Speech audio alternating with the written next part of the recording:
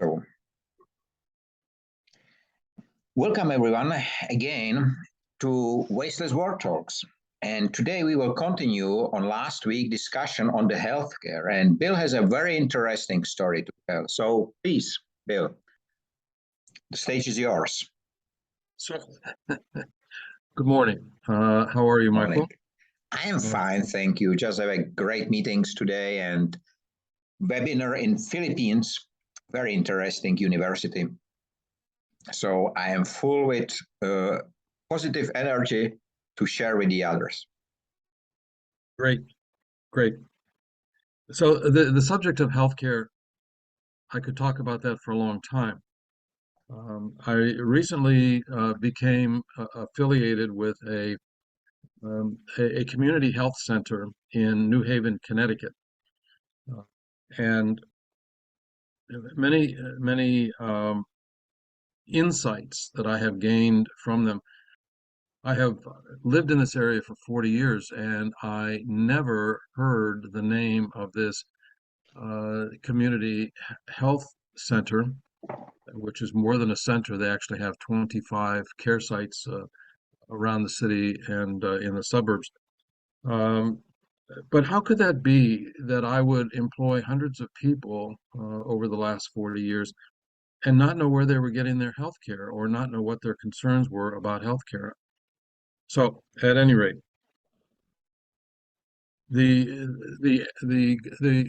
one of the central topics in healthcare that gets my attention is the access to healthcare. Here in this country, you have to have there's no universal healthcare. There is for older people. There's Medicare, um, which which I just signed up for, which I guess that makes me an old person.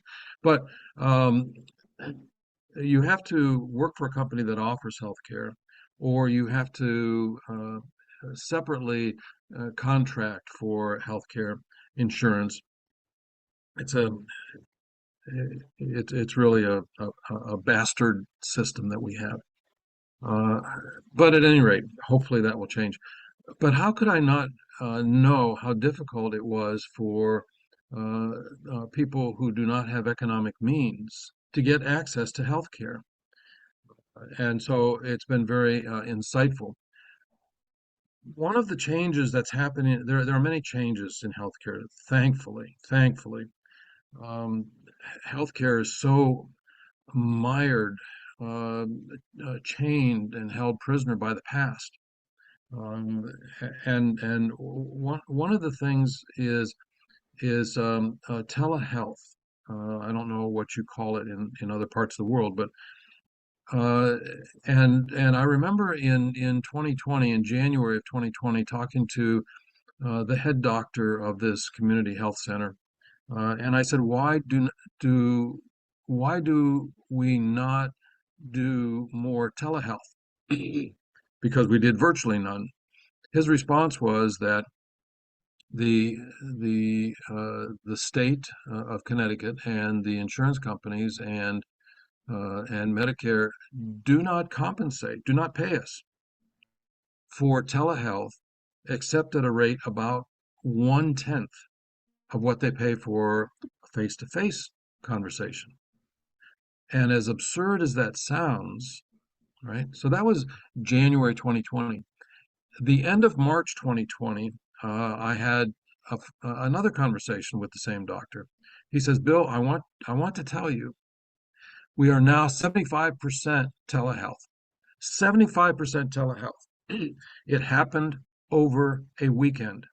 We have had the technology to have a virtual conversation with a doctor or with anybody. I'm having this conversation virtually with a guy over in Prague, Czech Republic, for crying out loud. But we've had that technology since the late 90s. For 25 years, we've had that technology, and we did not do it, which is eye-opening to me what other changes we have not implemented simply because that's not the way we do it here. So when you talk about something, Michael, like a wasteless world, And there are people who can come up with all sorts of reasons as to why that's not in our best interest, right? Or that petroleum powered cars are the way we do things, not electric cars or hydrogen cars. All sorts of reasons.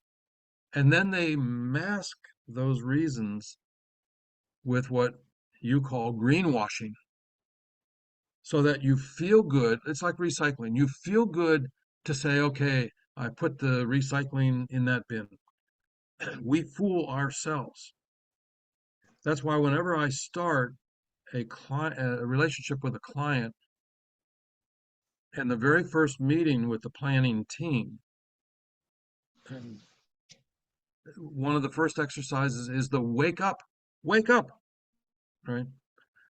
Before that happened, before I get hired to do and envision the future with a client, he usually takes me through. It's always a he. That's a that's another issue, but he takes me for a tour through the plant, and invariably, every time we'll meet somebody in the plant. Maybe it's the shop manager or whatever, and he'll say, "This is Joe. Joe has been here for 35 years," and Joe will stick his hand out. And I think to myself, I have two thoughts in my head.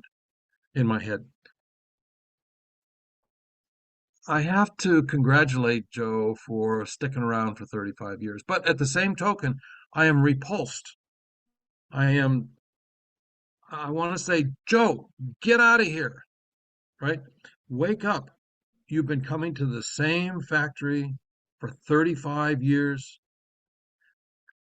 maybe the same office, or maybe there's been a promotion in there someplace, so you've got an office with a window in it. You probably drive the same roads to get here. Do you ever wake up in the morning, Joe, for 35 years and say, "Oh, I'm going to drive the scenic route today. I'm going to drive the pretty, quieter, not quite so fast route." Do you ever say that? No, absolutely not. You do things exactly like you've always been doing them. So if I get a planning team together of 10 people in a room, the first thing I have to do is explode those walls. Wake up. You have to plug into new inputs. You have to listen to new thoughts. You have to have conversations like you have, Michael. All the time you have these conversations about how the world can be different, but you have to plug into some new inputs. And it's wonderful when you do that. Your brain almost it comes alive. You can feel it like a garden. It's just coming alive with new shoots and new plants and flowers. So that's what we do. That's the first step. So with healthcare, so mired in the past, the same as the education industry. Those are the two biggest industries in the world, education and healthcare, and so mired in the past. So in the upcoming book, the book that we're writing now, you and I are doing this together, Our Wasteless World, we're trying to put a dollar figure, not actually a dollar figure, a percentage on the amount of waste in healthcare. And at first I thought, well, when a doctor is starting to treat me, he comes in and he puts on those rubber gloves. I'm sure they're not rubber. And when he leaves, he takes them off and throws them in the trash can. So maybe that's waste. And that's where my brain started. Just like waste in the factory floor was the concept of waste started when you and I started talking a long, long time ago. Waste to me was the scraps and the shavings on the factory floor. That was waste. And the more we talked about it, the more we understood how how expansive, how huge the concept of waste is. So when you and I talk now, oftentimes the concept of waste includes wasted time from employees who are not fully engaged, right? Whenever you have, when I have my planning team, 10 people in the room, there are two or three people who are 90% engaged. They're ready for they love this technology stuff and stuff. There's always two or three people in the room who are laid back. They don't talk a lot in the first meetings. They're not engaged. Maybe their mind, but so you have a whole spectrum of engagement. So how do you put a dollar figure on the difference between 10% engaged and 95% engaged? Because that's a waste. And whose job is it to figure out how to reduce that waste? Whose job is it to figure out how to more fully engage the workforce, right? It's management's job. Of course, there's a percentage of it that is individual, right? A work ethic or something like that. But there are people who are there just to get their paycheck, just to get the time card punched. I don't even know if they still use time cards, do they? Get their Yes. time card punched? They Yes. use it digitally generally. So they have a Uh, digital ones. so so so that excuse me. So that's waste. So in the healthcare setting, it's more than the rubber gloves that they throw out, right? So 2 years ago, I was misdiagnosed with COVID. I went to the hospital for 5 days. It was a nice vacation. I had some of the symptoms, but I did not have COVID. So then I was mistreated, and I saw the insurance bill for that. I didn't have to pay it, thankfully. It was $100,000. Pure, unadulterated waste, right? So if we add up all the misdiagnoses, if we add them all up, what dollar figure does that come to? And there are articles that are written about that, right? How about mistreatment? So I had an ache in my arm, and I was diagnosed as having psoriatic arthritis, which affects the joints and the ligaments leading up to the muscles. And I was put on. She suggested that I was put on, that I start taking this something called meloxicam. It's a drug, and I took it for several weeks, and then I thought, I don't know anything about meloxicam. Let me look it up. It's bad stuff. It's really bad stuff. There's all sorts of side effects and so on. I stopped taking it. So mistreatment, um, the cost of that, the cost of me continuing to feel bad and not what is the cost of that? What is the cost of the OxyContin crisis? I don't know how it is in your country, but we have entire communities that were devastated by addiction to OxyContin, which is made, or the headquarters for it is about 30 miles from here, Purdue Pharma, and they're settling for many billions of dollars, which is not nearly enough. What is the cost of overprescription, misprescription? And it's not, I don't feel as though it's, I won't even get into the fault and who's to blame, but there's plenty of blame to go around. But the the bottom line, the result of this and many other areas of waste. So, for example, I cut my hand a couple of years ago, had to get stitches, 5 or 6 stitches in my hand. When I went back to get the stitches out, what was that, 2 weeks later, 3 weeks later, and they had to take the stitches out. They brought out a paper bag sealed that was that held a pair of scissors, and they ripped open the bag, took out the scissors, cut the stitches, and he was going to throw the scissors away because it is more economical to throw it away than it is to sterilize it, repackage it in a bag, and use it again. So he said, "Do you want the scissors?" Good pair of scissors. So I've got the scissors now. Is that a waste? Right? So you add all these up. I suspect, and I hesitate to say this because I don't want to say a number and then work to get to that number. I want it to be an honest number, but I suspect it is somewhere in excess of 75% of all the money that is paid for healthcare is wasted. I think that you are right. There is one interesting comparison. You know, in my country, the healthcare is for free for everyone. Of course, there you have to pay the medicine, you have to pay other things, but generally the basic healthcare should be for free. But many of the topics which you named are same in here. So the overprescription, drugs which are not, let's say, which get you addicted and you get it prescribed only because you will need it for the rest of your life, frequently happening to older people. You know, my granddad generally, he have his pills, of course, he was 99, but one of them was very special. It was called Sunwal, and it's addictive, and it's for sleeping. And his doctor did not told him that there is an addiction.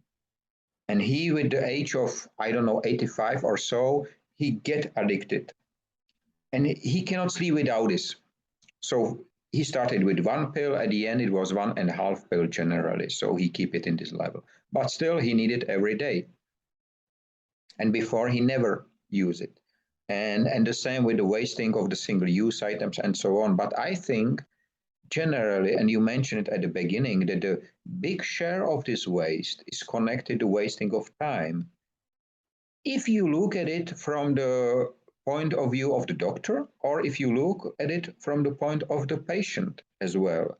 So one of the topics which I saw there, the doctor invited him to come at 2 o'clock in the afternoon, but he knows already that he will wait in the waiting room for 2 hours at least, because it's a habit. And this was just same with the Joe issue, that the doctor was working there for a long time, and everybody knows that he has to wait. So the patients did not claim or say anything against, because the doctor was fine. The patients has been used to, so they didn't talk about. And it was not that the system is not working. It was just that the doctor was not able to work with the system. And this is exactly the same as you mentioned at the beginning with the telehealth. We have Skype and other communication tools since 2000, something like that, I think. So for 20 years almost. And we use it just for fun, just as a private matter to call a friend. But to be honest, I do not remember to call any business partner over Skype before, or very few. And then the COVID, from one day to another, everybody started to use it. The right way or the wrong way, that's another issue. Still, we do not have the right habits. We do not have this. We let people wait, despite the fact there is no travel involved and so on, which is not right in my eyes. But generally, we do it. And I think that the 75% are very realistic. The issue is that the 75% represents the profits, the easy profit which somebody make on the healthcare. And that's the issue, because it is connected, wasting is connected directly to profit. Right now, I don't know if you follow the COP27 in Egypt. One of the outputs is the setup of new fund. And this fund is called loss and damage fund. So what will happen? Already at the COP27, hundreds of millions has been promised by the governments and so on to put in this fund. So what will be the core business of this fund? To wait till some damage happen and then pay something. So it's generally the business of insurance company, just in bigger money, bigger volumes, and dedicated to countries. But these people in this fund will never try to prevent the damage happen. Right. And this Right. is That's the point. that's That's the the point. point. And this is exactly what do the people in the healthcare. They are good doctors, they are good nurses. Nothing again, because these people usually are not the responsible. They are just in the system and using time to time or misusing time to time the system because it allowed them to misuse it. And that's the topic. Why should we do that? And this is, I have just before this meeting, I have here a meeting with one lady which we met 7 or 8 years ago already. And she is working in a waste industry, but she is not a waste industry player. She processes construction waste generally. She has 7 companies around and so on. And she said exactly this. So generally, it is possible to prevent the waste happen, many of the wastes. But the laws and regulations, which has been written by the people who profit by the waste, not by them, they gave the order to write it. One more example before I let you speak. You probably noticed that yesterday, according to United Nations, the global population grew over 8 billion people. I can tell you is a lie. The counter show 8 million people, that's right. But I am using the same counter for 5 years because of watching how many people are on the airs and see the ambassadors and so on for 5 years. And this counter, I have a screenshot of the counter exactly 1 month ago on September, or what was before, October 15th. And there was missing 18 million people to reach the 8 billion. And this counter was modified in 1 week. It increased the volume by 15 million within 1 week. It never happened in 15 years. I was looking for the reason and I found it. United Nations predicted 11 years ago that the date on which the human population will reach 8 billion will be on November 15, 2022. But they did not count with COVID. And they did not count with war in Ukraine. And despite of these two very significant impacts on the global population, they reached it exactly on the day. It was possible only because they modified the numbers. And we are speaking about United Nations. So why the governments, why the doctors shouldn't do it? The role models, which should be the role models of our behavior, do it every day. We just don't see it. The people don't see it. I saw it because I was watching the same counter for a long time. So, and I asked them directly. I asked the question. There's only one way to ask. There is a form. I asked them how it is possible that in 1 week it increased by 15 million. No answer, of course.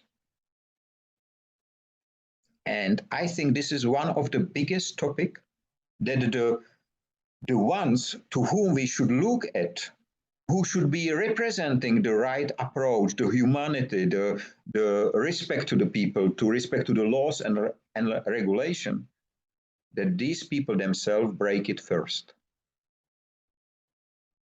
And this is the biggest waste. This example reminds me reminds me of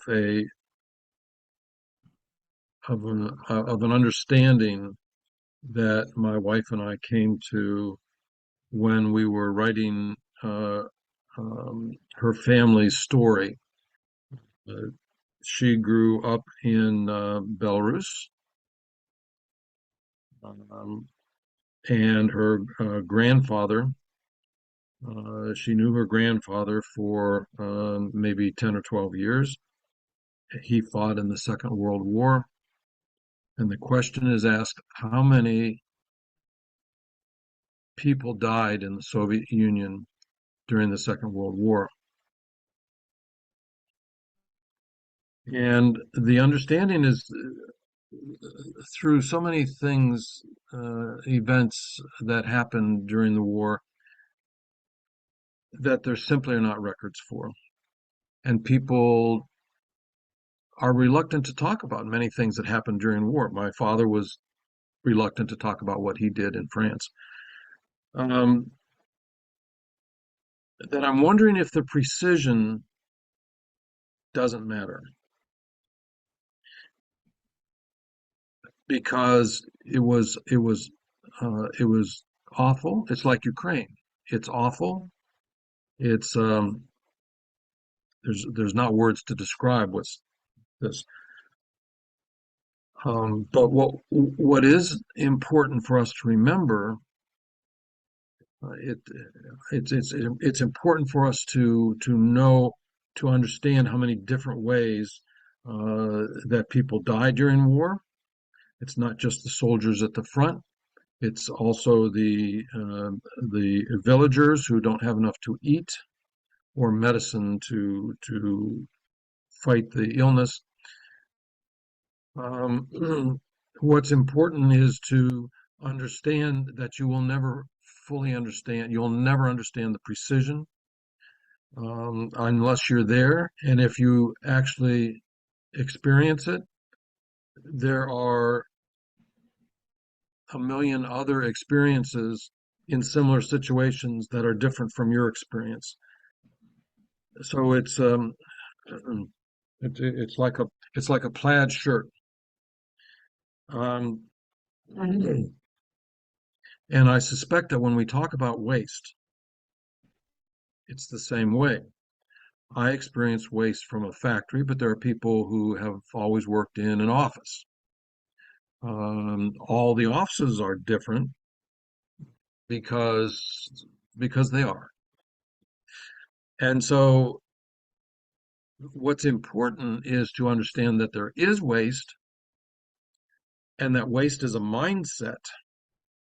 So that if you so I see as my mission to help people understand the mindset of waste or the mindset of what you and I have called uh, the competing mindsets include the more mindset or this disposable society mindset or throwaway or uh, so there are a lot of mindsets that are opposite from waste, and so it's important to kind of acknowledge those, but it's important to have a waste-free mindset, which you have created for yourself, and you have been working very hard to get universities and younger people and older people, and all people to understand the different ways that waste manifests itself and the different ways that waste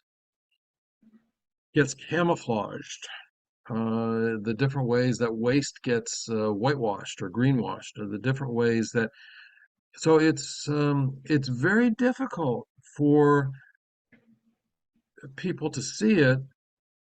Me, I don't work 60 or 70 hours a week like I used to, but when I did, I didn't have the bandwidth to think about waste. I was too busy earning money to put shoes on the kids' feet or the roof over their head. So we need to make it understandable. We don't need the precision because I'm not sure that the precision exists, but we need to think through what waste is.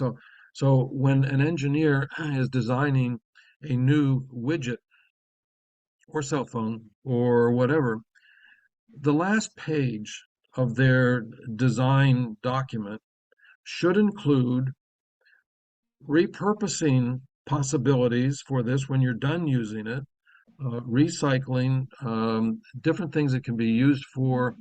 You have the example of the cell phone where you can download an app that will hear the spoken word and translate it into very large font print on the cell phone for people who are hard of hearing, right? Um, that's wonderful. And I'd like to see another 10 ways that used cell phone can continue to have value. And the same way with everything that we touch. There, right? That's a waste-free world mindset, and that's what everybody in their jobs needs to be thinking about, not simply recycling the paper and so on. That's where the thinking stops. Okay, I do that. I'm earth conscious because I do that. Now on to other things, and there are probably 100 different examples like repurposing that we need to talk about. And we need to talk about it because it's not just we're not here by ourselves to just learn it and then do it. That's not the way we learn. And that's not the way things get practiced. We have to break the ties with the past, learn the new ways of treating waste. And that's why your mission is so um, mind bending. It just changes our responsibility as inhabitants of this earth. It changes our responsibility. You just But mentioned, Bill, I'm going to get off my soapbox now. You can talk. you just mentioned one very interesting thing which we did not talk about before, the precision. If I come back to the counter, to the 8 billion, the global population count, it was never accurate. There are many countries which do not know when the kid was born, and you need to walk to the city, to the next city for a week to report it. How a counter can be accurate on a global scale. So it was never accurate. But I think that the precision is one of the reasons for wasting, is it is really a reason, because if you work in a production, you have to deliver precisely this and this product. If it's not delivered, it becomes waste immediately. And with this counter, it was exactly that. So it is something like a tool of pretender who use this tool to show you that we reach it. And all the media in the world wrote about it. And they don't know that it's not true. They even did not think how it can be true that if we cannot report the dead people in a war in Ukraine, no matter whether they are Russian or Ukraine people, we cannot report the birth. In many countries, there have no connections. And as I said, I use it because I am watching it for a long time and I see the differences. I see the development. I make screenshots because this is what I learned, that it is the only time to time, the only proof which you can say, but on this day it was this, because otherwise the people will delete it. Right now, yes, your turn. We have 6 minutes. You used a word a minute ago. The word is truth. And I'm not a believer in that word. I think that people use the word truth, this is truth, as a way of establishing or proving a point that they're trying to make. Truth, even when you get into religion, there is no truth. And I may burn in hell for saying that, but um, there is no truth. But people use the word truth. This is truth, as if they're saying, you can't argue with me. This is truth. And whenever they do, I think there is no truth. You have an opinion, you may have some facts to back it up. Um, God probably knows if it's truth or not, but God would probably also tell you, but consider this and consider that, which then makes it not really truth, but it makes it an understanding. And if it's an understanding, then you have to also give some weight to the things that mitigate or points of view. I hear these stories coming out of uh, um, my wife's family during the Second War. Nobody knows what was true, right? Did that person really defect? Or did that person, you don't know. You just don't know. And in so many cases, someday I'll let you read that book. It's not being published, um, but it's for the grandkids, so they'll know.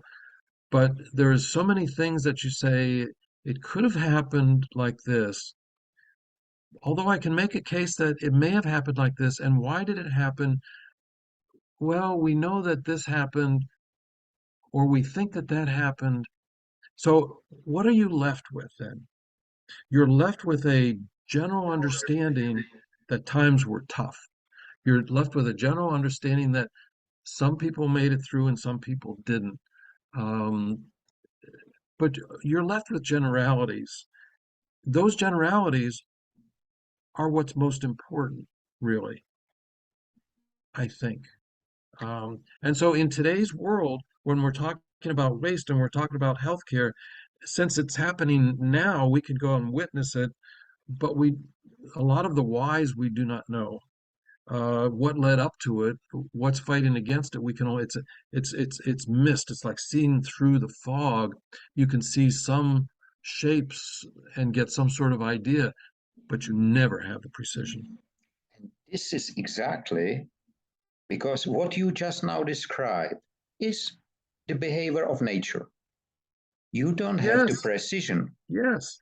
And this is, I think, Bill, that will be the topic of next speech next week of our discussion. The truth. I use the word. I even did not use it probably intentionally. I would like to say reality or whatever. But in fact, what is very important is this unclear point, because this is what our creativity, what gives us the humanity to understand or not understand. It's fine. If I do not understand, I will ask. But if I am delivered something that 8 billion is in the counter, then it is there. It must be truth because it was said by United Nations. But this is the pretending. This is exactly what you right now described. This should take away our thinking because somebody else said it, and somebody Right, else is the right. is the The is the authority. person. Exactly, is the person to which we have to trust because it's United Nations or it's government or it's whoever. But that take away our humanity, and this is the big risk. And it takes away our responsibility to think Yes. and to accept. Some things we will never know. We need to accept and move on. This is one of the problems with our political world today. Is that people want to accept an authority and accept what they say as truth, so that they don't have to think anymore. So they And give up their responsibility. It's a fascinating topic, um, and I think the more that we talk about it, the more that we will understand ourselves and also the world around us. we have 30 seconds. So thank you. We will connect back on the Google Meet after that for 10 minutes. Yes. I would like to thank everyone to listen to our talk, and please don't miss the next part, and have a nice time, free of waste and wasting in all its forms. Stay safe and free. We will wait for you with Bill. See you then. Bye-bye. So it should end almost in a minute. I will open already the other.